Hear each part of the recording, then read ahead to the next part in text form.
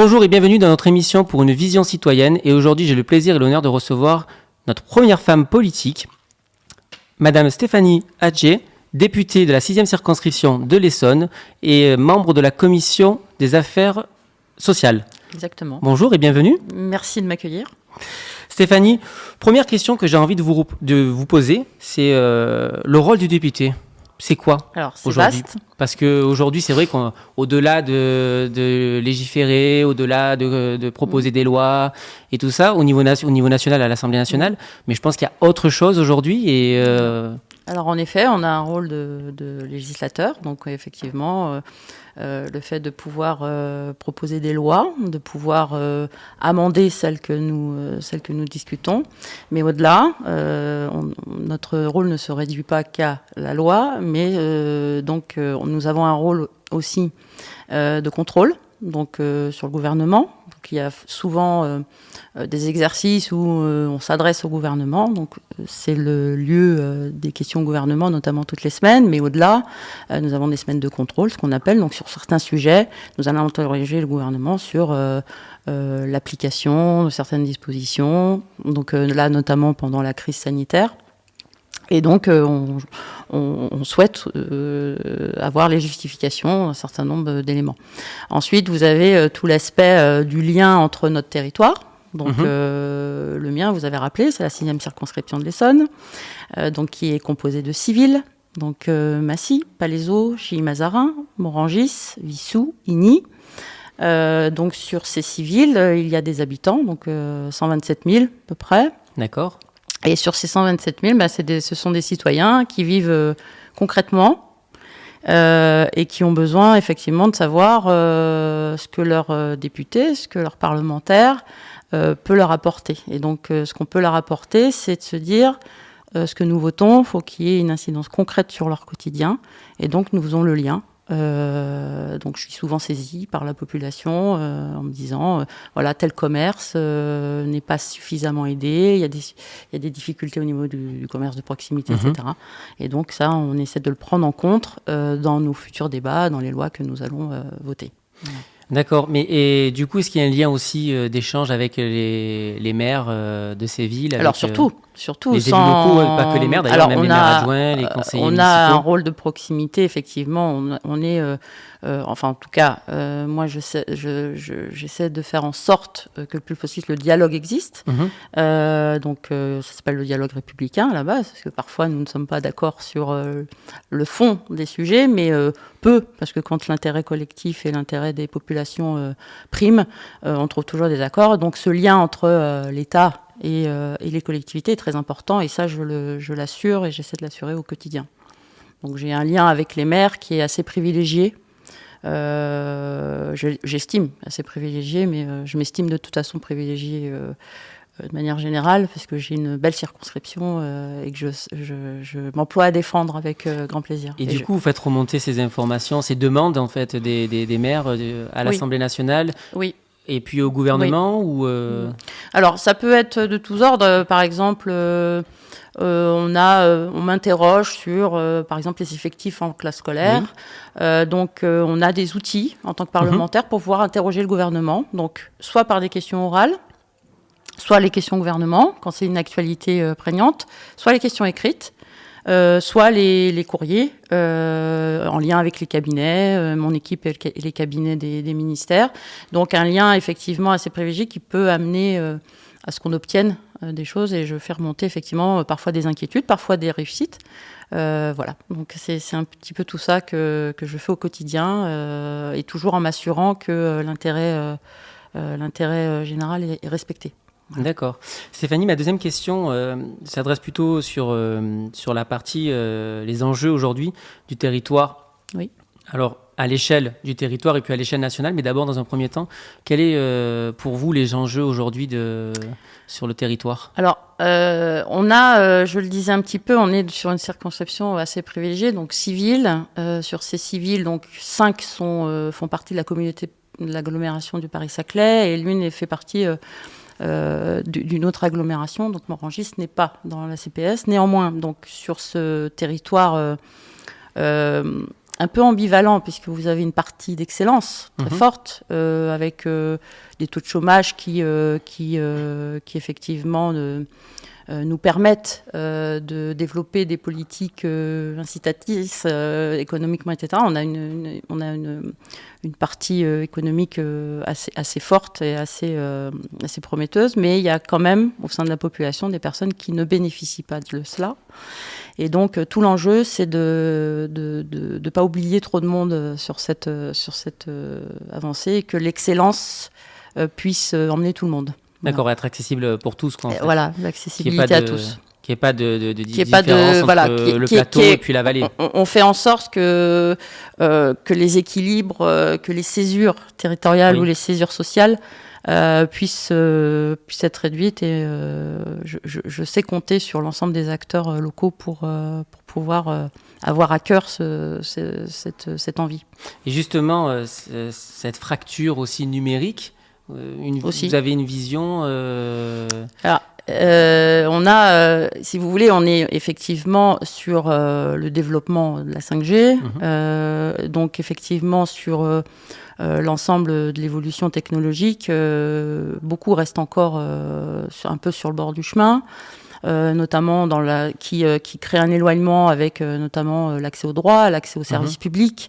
Lorsqu'une personne ne peut pas effectivement se connecter, entre guillemets, pour pouvoir prétendre à une aide sociale ou pouvoir s'inscrire même à Pôle emploi, il faut qu'on mette des outils et des lieux qui permettent à ce que ces personnes ne soient pas effectivement oubliées. Donc, il y a un certain nombre de dispositifs. Donc, le développement des maisons France Service, notamment, donc, où on amène la proximité avec la population. Ce sont des lieux qu'il faut développer, effectivement, et c'est un petit peu l'enjeu aujourd'hui. Bah oui, tout à fait, parce que c'est vrai que puis la digitalisation aussi dans les mairies. Est-ce que vous menez des actions aussi auprès des mairies pour les accompagner ? Ça, c'est plutôt effectivement plutôt les mairies. Alors, on a là pendant la crise, notamment lorsqu'on a permis au commerce de développer leur click and collect, notamment, on a mis à disposition des agents pour pouvoir aider les entreprises à développer cet outil, donc à se digitaliser et à faire en sorte de rattraper un petit peu la course à ces éléments et à s'adapter à la situation que nous connaissons aujourd'hui. D'accord. Pour vous, la relance économique à l'échelle du territoire passera-t-il par un grand plan de relance ? Je parle par exemple de tous ces tiers-lieux qui naissent, qui commencent à... Alors, il y a déjà effectivement France Relance, donc avec dans chaque département un sous-préfet à la relance qui a été nommé. Donc le sous-préfet à la relance de l'Essonne, je le rencontre la semaine prochaine, donc justement pour évoquer les dossiers qui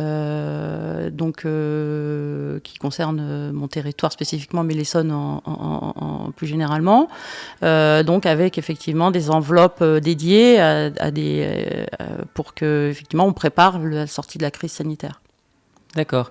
Et du coup, qu'est-ce qui va être mis en place pour les personnes âgées, pour les gens qui sont en difficulté aujourd'hui Alors, on abonde énormément sur le développement, notamment. Alors, c'est différent. Enfin, il y a France Relance, donc on a un certain nombre sur un certain nombre de secteurs, y compris la transition écologique, où il y a une enveloppe allouée sur la transition écologique pour adapter un petit peu le futur.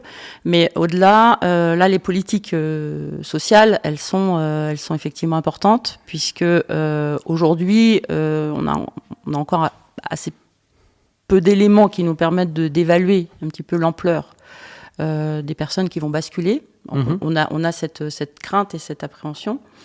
Alors, vous parlez des personnes âgées. Les personnes âgées, c'est une politique publique à part entière.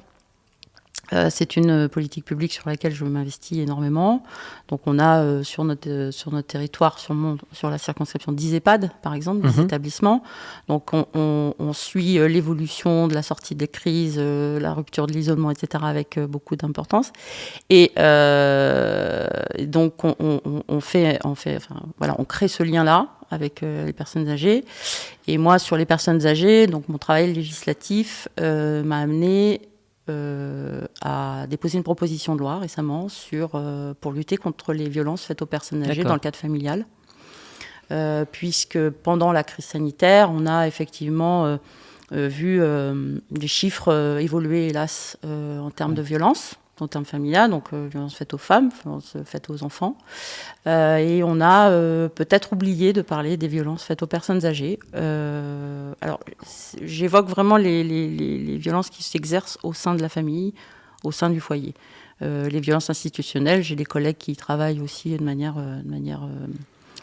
très impliquée. D'accord. Et donc, moi, dans le cadre de mon travail, j'ai évolué vers cet élément. Donc, j'ai déposé une proposition de loi la semaine dernière. D'accord. Mais c'est suite à votre commission Alors, je siège à la commission des affaires sociales. Alors, le travail des personnes âgées, je l'ai commencé dès mon arrivée à l'Assemblée nationale.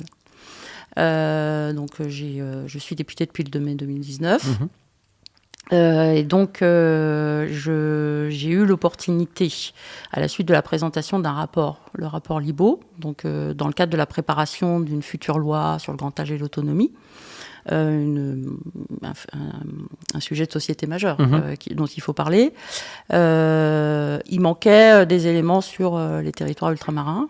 Donc, c'est aussi une autre partie de mon engagement, puisque j'en suis originaire. Voilà, à 2 titres.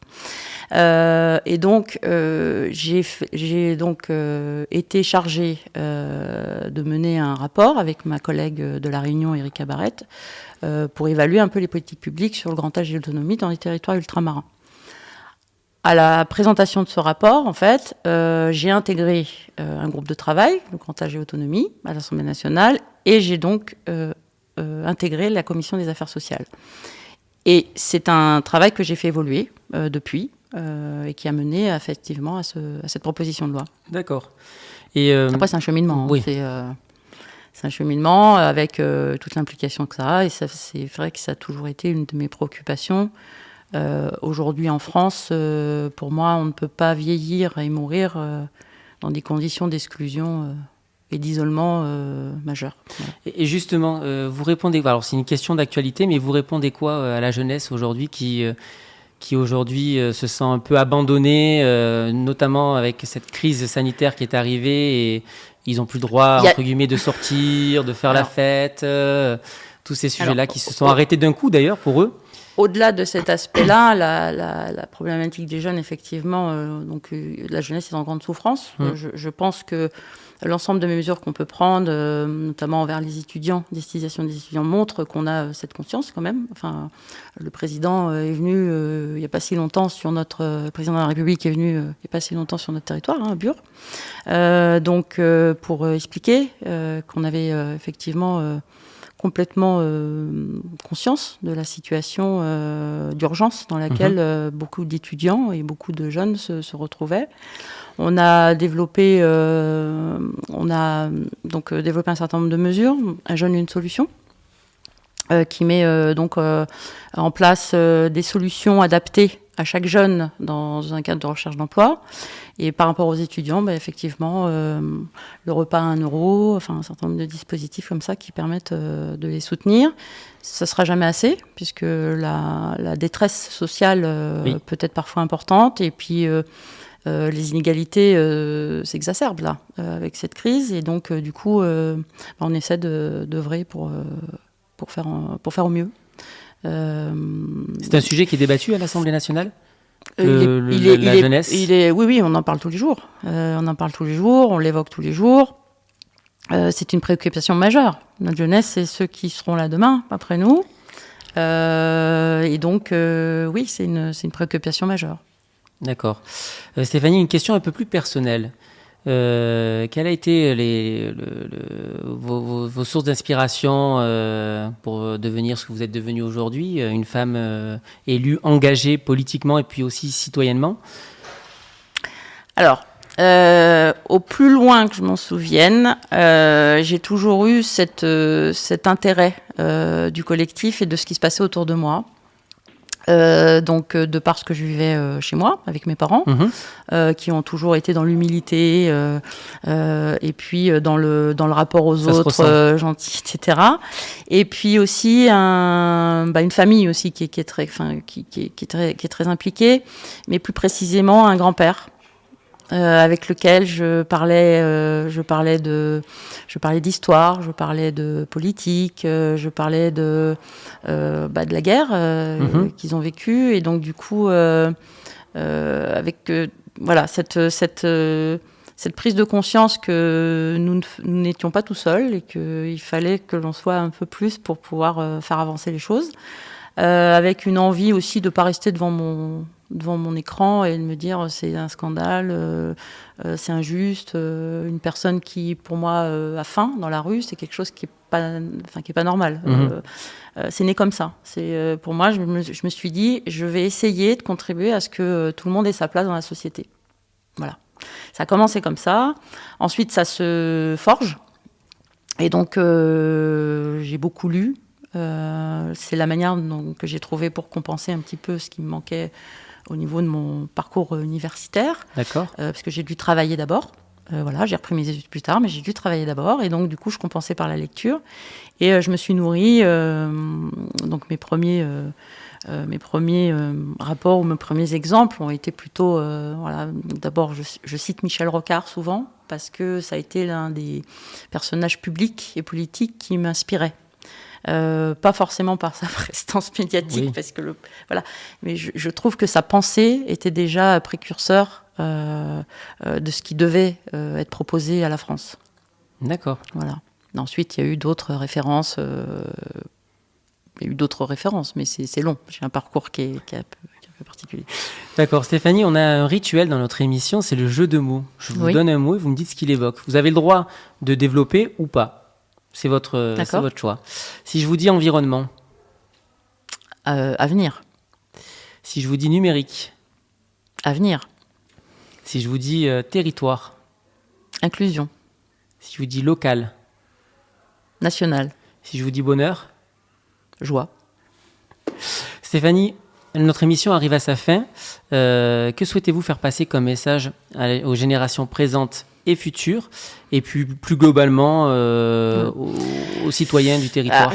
Je n'ai pas la prétention, c'est très prétentieux de dire qu'on a un message à faire passer. Moi, ce que je veux essayer de faire comprendre, c'est qu'on a chacun un rôle à jouer. Vraiment, on est co-responsable dans notre société et qu'on a chacun un rôle à jouer dans ce qui peut fonctionner ou pas fonctionner. Et que un geste, même infime parfois, peut changer les choses. On tend une main à une personne, ça peut changer la vie d'une personne, ou le fait de lui dire allez, j'ai un peu d'espoir, je vais essayer d'y aller. Donc on est co-responsable de ce qui se passe, et surtout d'être dans une approche respectueuse de chacun, et de pas être dans un jugement un petit peu intempestif, et d'apprendre à connaître les personnes. Moi, je rêve vraiment qu'il y ait des lieux comme les vôtres qui se développent, pour que chacun puisse se rencontrer d'horizons différents, parce que je pense qu'en se rencontrant, en échangeant, on parvient à lever plein de barrières et plein d'a priori. C'est dommage d'avoir des a priori sur des personnes, parce que nous sommes tous des humains. Enfin, c'est un petit peu, voilà, c'est un petit peu mon côté, peut-être un peu naïf, mais j'y crois encore. J'y crois avec vous en tout cas. J'espère. Stéphanie, merci beaucoup d'avoir accepté notre invitation. Merci à vous. Nous étions en direct avec le web magazine Ville Intelligente Mag, et je vous dis à très bientôt pour de nouvelles rencontres.